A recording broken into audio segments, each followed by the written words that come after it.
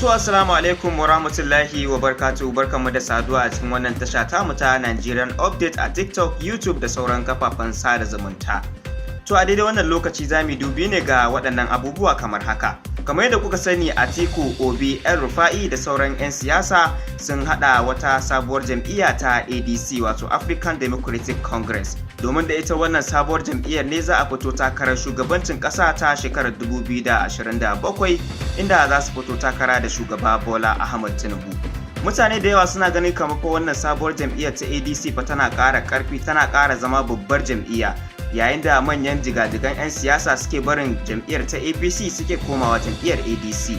To da yawa mutane sun fito sun yi tsokaci duba ga yanayin yadda suka ga mutane suna ta murabus daga wata jam'iyyar su koma ita wannan sabuwar jam'iyya ta ADC, inda mutane suke gani fa tabbas wannan jam'iyya ta ADC za ta iya kai labari a shekara ta 2027. Sai dai ban katsi numfashin ku ba, wani sabon rahoto ya fito a jiya kenan yayin da mai magana da yawun shugaban kasa wato Sunday Dare, inda yake cewa wannan sabuwar jam'iyyar ta ADC ba za ma fa ta iya takara da shugaba Bola Ahmed Tinubu a shekarar ta 2027, sai dai ta jira shekara ta 2031. Yayin da yake cewa wannan sabuwar jam'iyya an kafa ta ne don son zuciya ba da nufin a taimakawa jama'a ba, inda yake siffanta su da waɗanda suka rasa madafa a siyasa.